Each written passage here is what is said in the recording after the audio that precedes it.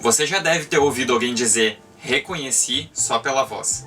Certamente, há muitas vozes que você identifica com facilidade, mesmo sem ver quem está falando. Voz de pessoas próximas, de amigos ou de gente famosa. A voz faz parte da nossa identidade, ajuda a construir quem somos e também pode ser sinal de como está a nossa saúde. Por essas razões, no dia 16 de abril é celebrado internacionalmente o Dia Mundial da Voz, e aqui no Brasil é promovida a campanha Amigos da Voz. Por que é importante, né, nós pensarmos em ter um dia para pensar sobre a voz, né? Porque nós temos ao longo do ano vários dias em relação a questões da saúde, e não significa que apenas naquele dia nós devemos pensar sobre, mas é uma maneira da gente ter um espaço para refletir. E a voz, se a gente pensar bem, né, ela se manifesta e ela é extremamente esperada já no nascimento do bebê, né? A primeira coisa que os pais e os médicos, a equipe médica espera é que aquele bebê possa largar um belo de um choro, né? O que significa uma voz livre? Significa uma voz que ela seja saudável ao ponto da gente poder fazer o que quiser com ela, né? Então, eu tenho uma voz livre no momento em que eu posso falar um segredo bem baixinho, né? Usar minha voz de uma maneira bem suave, assim como se eu estiver numa situação de perigo, eu possa dar um grito de socorro. Então, o cuidado, né, e a importância que a gente precisa ter pensando na voz é em preservá-la, né, em preservar a nossa voz para que a gente possa tê-la como uma ferramenta de comunicação com o mundo, seja essa comunicação qual for, né? E é importante também que a gente começou nesse período da pandemia a ter que escutar melhor a voz, porque como a máscara tampava a nossa boca, a gente precisou articular melhor, falar mais, as pessoas começaram a ouvir e principalmente nós precisamos de adequar, porque a gente precisou fazer reunião online, aula online, e os professores tinham que prender o aluno online, né? A gente tem que fazer o dobro de esforço do que numa sala de aula normal, porque o que às vezes programava, né, para fazer numa sala de aula normal, quando você está online, você precisa de muito mais esforço e conhecimento da sua voz para que a mensagem chegue com a importância que é, com todas as ferramentas que a gente consegue colocar na voz. Bem, na verdade, a campanha da voz surgiu em 1999, organizada pela Sociedade Brasileira de Laringologia e Voz. E no início, ela tinha um foco principal em despertar a atenção para as pessoas sobre a voz, sobre a laringe, a rouquidão e sinais de alerta para alterações vocais. Ela é celebrada mundialmente desde 2003, e no Brasil, o Dia Nacional da Voz ele foi instituído por uma lei, 11.704, em 2008. Então, ela tem esse objetivo de promover a educação vocal, divulgar problemas mais comuns, as medidas preventivas, mas também sinalizar os espaços de participação social e representatividade. A comunicação tem que ser efetiva e para isso as condições, né? E às vezes a gente fica muito em essas campanhas, elas partem do indivíduo, né? Dos cuidados que o indivíduo tem que ter, dos cuidados que vão favorecer ou não a ele ter uma doença. Mas, na verdade, a partir disso, né, o olhar amplia, como tu falou. A gente tem que rever as questões, porque às vezes não adianta ele cuidar se ele tem uma sala que tem uma reverberação ruim, ou o ambiente de aprendizagem, né, localizado de forma desfavorável no ambiente muito ruidoso. Então, todas essas questões começam a fazer parte, né, desse trabalho, né? A campanha ela é um pouco dirigida para o indivíduo, mas a partir disso, com certeza, surgem essas outras questões que vão fazer com que o indivíduo, né, possa desempenhar, mesmo que, né, com todos os cuidados, de uma forma eficiente a sua comunicação, né? É muito importante entender que a nossa voz ela é muito influenciada pelos nossos hábitos de vida.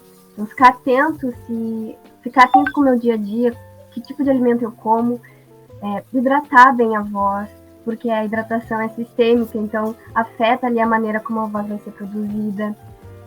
Dormir bem, ter um bom descanso, pensar na hora de falar para não gritar muito, não fazer muito esforço, e principalmente em ambientes ruidosos, que a gente tende a, como a professora Leila falou, a fazer mais tensão. Evitar falar muito também quando se está gripado, uma crise alérgica, porque também vai gerar um incômodo ali, impactar a nossa voz, e pode até desencadear um problema maior, afetando a vida daquela pessoa.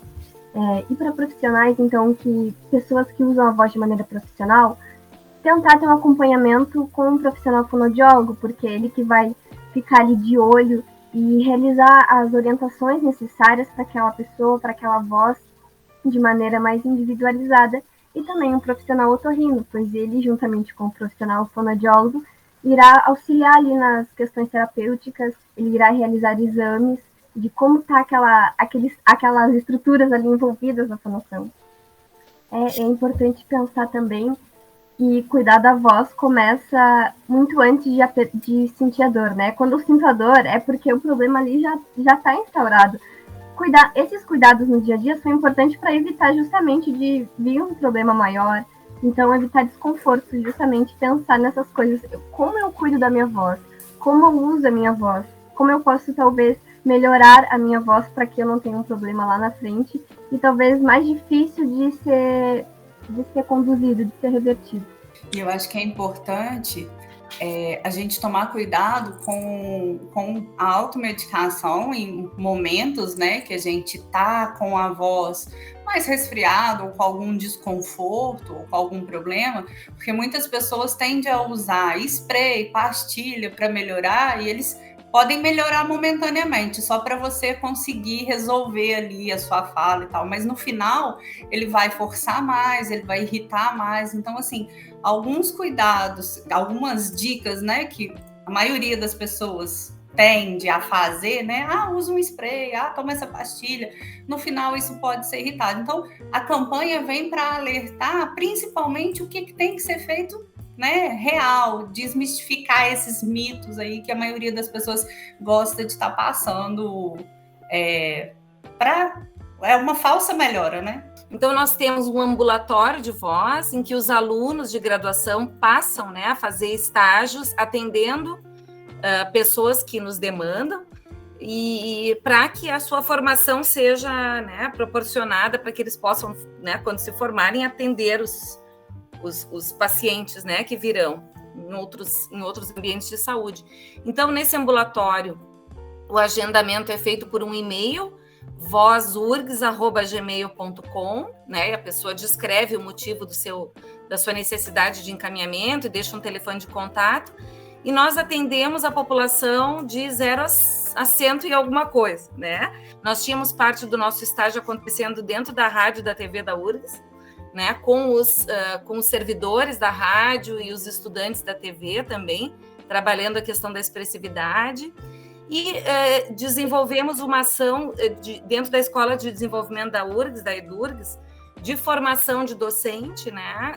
Então, temos uma capacitação, um curso em que a gente trabalha as questões da importância da voz na comunicação.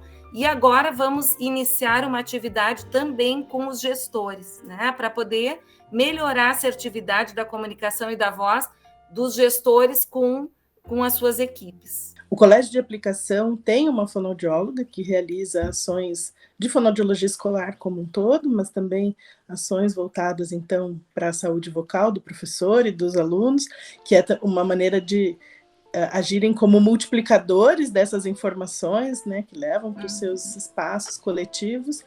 Temos também oficinas na Universidade da Pessoa Idosa, a UNAP-URGS, que está em todas as redes sociais e tem um telefone 3308-3020 para pessoas acima de 60 anos que queiram integrar. São várias oficinas, dentre elas algumas desenvolvidas por estudantes de fonoaudiologia, cantores, que trabalham, então, aspectos ligados à voz. Aulas na especialização em saúde do trabalhador da Faculdade de Medicina, ligado ao CEDOP, o Centro de Documentação, Pesquisa e Formação em Saúde e Trabalho, que também orienta esse olhar do médico do trabalho para as questões dos distúrbios vocais relacionados ao trabalho.